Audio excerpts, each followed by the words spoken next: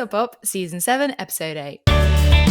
Hello and welcome to T-Cell Pop, the mini podcast for busy teachers. My name is Laura, and joining me today to talk about selecting and adapting reading material is Kyle Larson. Kyle has been teaching since 2012. He started teaching in Mexico and has since taught in China, Colombia and the States.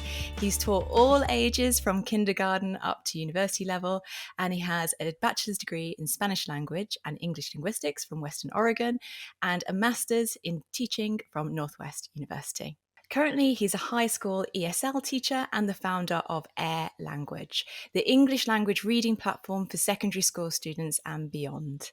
The platform consists of a library of books written and categorized by topic and level, paired with a system of reading conferences. In today's episode, Kyle will share what inspired him to focus on developing reading resources for his students. And we're also going to explore challenges that we often encounter when it comes to selecting reading material, differentiating it for different levels of students, and building a reading habit among our learners. Kyle, at the start of this episode, we mentioned just a few of the places you've taught and the contexts and students you've worked with. What sort of challenges have you noticed in your teaching career that has led you to establishing Air Language? Early on, as well as of late, I've noticed that there were a lot of different levels of students within the same class. And I felt like every time I got caught up and I was able to, at the very least, accommodate in my instruction for everybody, a new student would come and I had to start all over. That was probably the biggest obstacle. I bet a lot of listeners will be able to relate to that shifting landscape that is our classroom with newcomers and different challenges that learners may face depending on the change of topic. What was it about reading specifically that inspired you to lean into this as a space and develop resources for learners? Well, my school, about, I think it was 8 years ago, took up the initiative of independent reading and independent reading for everybody. And the reading was of kind of leveled texts. And so I started doing it with my English learners. I found a lot of success. I also found a lot of pushback because the books were not written for high school students. So I started thinking, okay, how can we use reading to not only teach language, at least to teach reading, but to teach actual language? You know, students could listen to books, and they could listen to, like, they could read about topics that are pertinent to their lives. With the context you're teaching in now in the States, could you give us a little bit of insight to your learners and some of their needs? Because you're obviously teaching language or developing their reading skills. Do you find that your learners' experience with reading and access to reading can differ quite greatly? Yeah, well, I do a little experiment from time to time and ask students how many books they have in their class, in their homes, and a lot of them tell me they don't have any. Just like the access to books and like the encouragement of literacy, there's so much diversity in the classroom. Especially where I'm at in Texas, we have students who come from very remote places in, say, Honduras, in Mexico, students who move here from Mexico City as well. So, or from Venezuela, like wealthier areas in Venezuela. So we have such a huge diversity of not just linguistic ability, but also, let's say, the value of reading or academic history. It's a complex issue, isn't it? Because not only are you maybe working with texts that aren't relevant to your students' interests and their age group, like you mentioned before, but also your students are starting at very different levels, both on a comprehension and language level, but also a level in terms of privilege and economics that can set them back. So it's a really complex issue, like you say, and it's difficult for us teachers to navigate just alone. Mm-hmm. Yeah, no kidding. So I don't know. I'm sure that many people have had a lot of tools to figure it out, but I think every ESL teacher down here in Texas has this issue. Well, let's try and tackle some of these issues. I think we're promising to deliver quite a lot, aren't we? The pressure's on in this episode um, to tackle some of these scenarios and share tips on what we can do. Because, as like you say, a lot of teachers can relate to this complex issue in terms of access to resources and having the right resources when it comes to reading material. So, shall we tackle the first scenario? Are you ready? Yeah, let's do it. Okay, scenario one. What should we keep in mind when selecting text? If we are so fortunate to have the option to choose text, whether it's online or physical text, reading material for our learners. Everybody's different. Every so every one of your students, say they speak the same language or from the same family. Say they're from the same family. They like different things, right? And they focus on different things when they're reading. So their language is going to develop differently.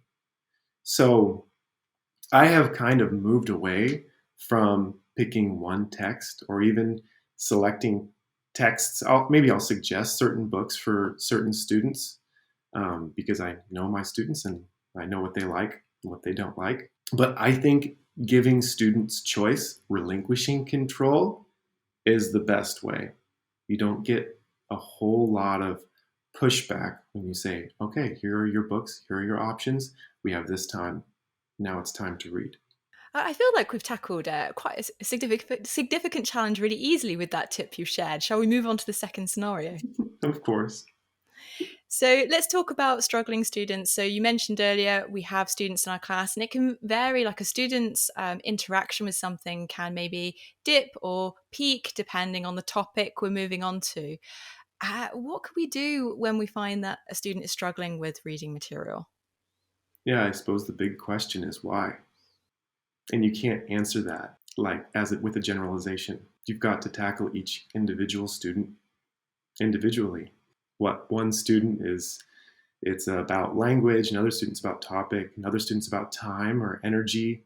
Okay, I know I have students who work 39 hours per week. So it's not full time, but it's 39. So how do you accommodate for all of those varying differences? I think the only way is to just know your students. How do Really. you identify what your students' needs are? So, if you are noticing that a student is struggling in your class, how do you go about facilitating that needs analysis to identify whether it's, like you say, a time issue or a language level issue or something else? A lot of my material has to do with getting to know my students. And additionally, reading conferences are fundamental to my classroom. So I sit down and I have them read to me. And I do that with 2 or 3 students every day. And if I can listen to them read and I can ask them about, hey, how many books did you read in the past? Whatever. How many times, how much time did you read last week or yesterday? That's going to tell me a whole lot about what they're missing in terms of their language development. Those tips that you shared are very applicable whether you have lower students who are struggling or even advanced students who are finding the text too easy. Getting to know your students, understanding their needs, communicating with them regularly is obviously essential. So I feel like we've covered like 2 scenarios with one. So I'm going to move into the next one. Mm-hmm. Building a reading habit is really difficult, I find, with my students. Like encouraging them to read outside of the lesson time is something I've always struggled with. And I don't think I'm the only teacher that's experienced that. Do you have any tips on how to create a reading habit among your learners? Yeah. I think it lies partly in kind of like the habitual reading during class. Okay. If they're reading habitually during class, then they're starting to see the value. Eventually, if you stick with it, the reading conference as we hold it uh, centers on reading goals, and every student needs something different. Your more advanced students, maybe they need those like more analytical skills, right? Finding theme or characterization in a book. Your lower level students, maybe they need phonics, but a lot of your students who don't want to read, maybe they need a goal, something to work toward. So basically what I've done, and I've seen success in this, is as their reading goal, I write down, and this pops up on their version of the app. So when the teacher writes it down, it pops up on the app. I write down, I will read for, and I ask them, how many days per week are you going to read? And then they tell me, and then I say, okay, how long each time are you going to read for? How much time? How many minutes? So there was a girl, she was reading 4 times a week for 10 minutes. And then this past week, she started reading 5 times a week for 10 minutes. So it doesn't have to be these huge jumps. It's all gradual. But if you focus on growth, I think that'll capture a lot of your students. In terms of your students who maybe they just don't see the value in reading, I think pulling students aside and giving them, like we said, a space to be imperfect. And then you ask them, hey, how are you doing with your reading goal? How much are you reading? That encourages kids so much. I think for a lot of students, they may not have a spaces at home where they recognize for reading and it's not a topic of conversation necessarily. You mentioned there, like acknowledging their progress, setting goals, setting realistic bite-sized goals, and reviewing that and acknowledging that and celebrating that. It can be really important when students feel seen. Oh, man. Yeah, absolutely. One of the things I'd like to revisit that you mentioned in your teaching experience and where you're teaching now is that not all of your students have access to books at home. And I know Air Language is an app where they can access on a device, but even then some students may not have access to devices. So we do face the challenge of having students that may be economically disadvantaged, and that creating barriers for them to create that reading habit that you mentioned. I wonder if you have any insights on how you navigate this in your school and in your teaching practice. We tried to communicate goals with home. That's one of the biggest things is when parents and teachers are on the same page. So that's one thing. Another thing is, like you said, access to books, access to literature. At the lower levels, it's very difficult to find what they need in a paper book, right? Because they need to hear the language too. I have a library of books in my classroom. It's a library, and students know that they can take those. But that's not enough. Okay, teachers need to pick books out. They need to know their libraries, and they need to let students borrow them. You know, it's important to welcome students, to let them know that, like, make them feel seen.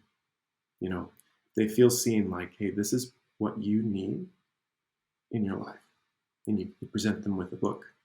If you don't like it, we'll get a different book. It sounds like this is part of your kind of orientation to your classroom as the students get to know you. That space, that reading space, and that library that you have is something that students know that they can access very early on, regardless of what their background is. So it doesn't you're not highlighting students who are from a disadvantaged background. You're making it a space that's owned by everybody. Yeah, yeah. And when you ask those little questions about their lives, genuine curiosity. Yeah. Right. When you're genuinely curious about your students, you learn those little details that have big impacts in their lives. Kyle, thank you so much for sharing your insights today and sharing your experience. It's been really interesting learning about Air Language and the context where you teach. It's really fascinating talking to you. So thank you for your time. Thank you for having me on. To learn more about Kyle's work at Air Language, go to airlanguagelearning.com. There are samples of books there for you to check out, and you can contact Kyle if you have any questions about the books he has or the context that he just described today and the challenges he walked through. If you have a question or an idea that you'd like to pitch for the TESOL Pop podcast, then you can contact us via Instagram, Facebook, or the website tesolpop.com. Finally, you can support the work we do at TESOL Pop by leaving a rating and review wherever you listen to the podcast, by sharing today's episode with your teaching community, or by even buying us a coffee at ko-fi.com/TESOL Pop.